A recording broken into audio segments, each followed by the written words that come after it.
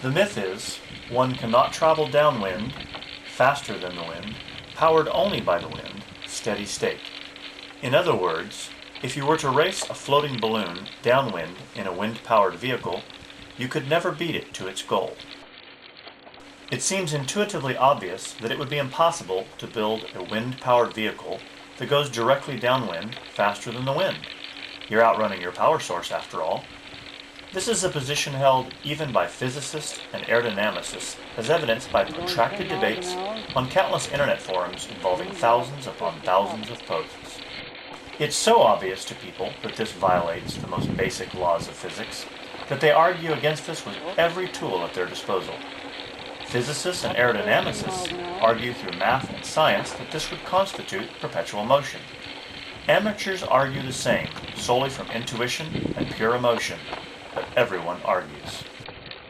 In the end, the physical world does not succumb to scientific theories, intuition, and certainly not emotions.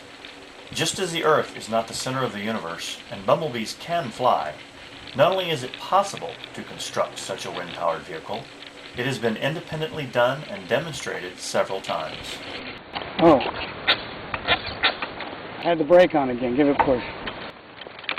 This is a video posted on YouTube demonstrating a vehicle made by Jack Goodman.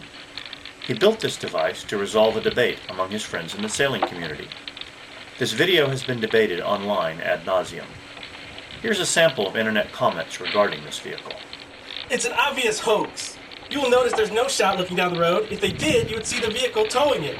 The time has come for the quacks who posted this to fess up and admit it's a fake. This joke has gone on long enough. Well, it's clearly a fraud. Nice try, though.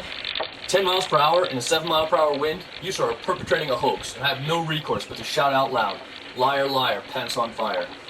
Those who claim that the cart will continue to accelerate faster than the wind are truly arguing for perpetual motion.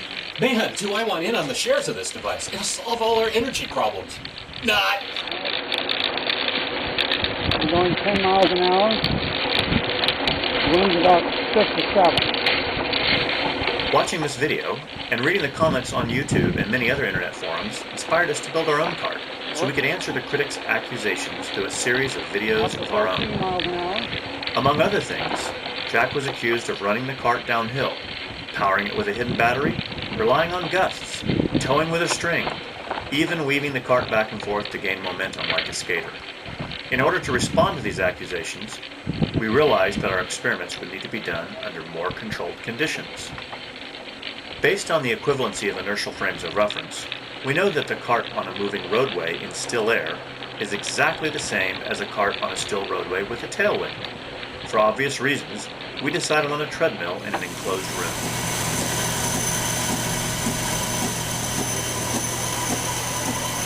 Okay, let go of it. Our first cart was fashioned after the cart in Jack's video. After significant tweaking, we achieved marginal success, demonstrated by the fact that the cart can slowly advance on a level treadmill. Amazingly enough, this marginal success inspired one of our greatest online critics to build a cart of his own design. To his surprise and our delight, his design was astonishingly effective and exceptionally simple. In the long-standing tradition of science, we shamelessly stole his design and improved it further. It's a very simple device, no tricks, no special power to it or anything. A simple right-angle gear drive from the wheels to the propeller. A bearing in the back to support the propeller. Very light, very easy, and the prop shaft even comes out. Okay, so you notice. Using this improved cart, we began performing experiments to respond to specific accusations presented on the internet forums. Okay, here we go.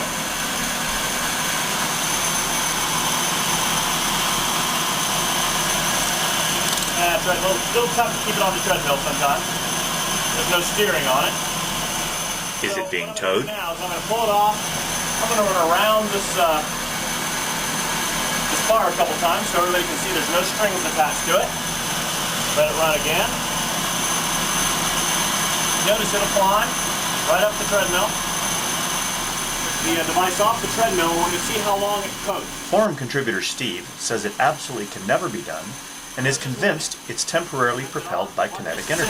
2 Mississippi, 3 Mississippi, 4 Mississippi, 5 Mississippi, 6 Mississippi. We timed how long the device continued to spin in freewheel mode, utilizing its stored kinetic energy. And if it runs for longer than that 7 Mississippi on this steep hill, there's no way the kinetic energy in the device is causing the power output. So, where are we? 1 Mississippi, 2 Mississippi, 3 Mississippi. We then placed the device on the belt and demonstrated that when on the belt, it can run not only longer than in freewheel mode, but indefinitely. Yeah, keeping it from coming forward, otherwise it'll climb right up the top of the treadmill. I'm going to push it down a little bit. Now it's still going on that kinetic energy stored up. Exactly. The kinetic energy caused by the spinning propeller is still causing this thing to climb the treadmill. Whoa, it almost came off the top. And it'll pretty much do that until we stop paying our power bill. Exactly. We can do this a lot longer than Steve can tell us it can't be done. Let's put it that way. Good enough? Critics claim that Jack's vehicle would have had to have been going downhill. We demonstrated that our car could climb a home treadmill at its steepest Let it setting. climb the hill. Okay, April 13th. Wind light and variable, about 5-6 knots. Give it a shot. In Jack's video, his wife gave it a slight push at the start, and dainty as she appears, some critics claim this shove somehow motivated the cart for near half a mile. We demonstrated that the cart self-starts with a tailwind. Not since playing on a treadmill has there been a physics brain teaser so emotionally charged. This problem clearly demands the creativity and scientific rigor only the Mythbusters can offer. Imagine Adam and Jamie aboard 2 full-sized vehicles of differing designs, racing against each other and against a balloon drifting freely downwind across the tarmac at Alameda.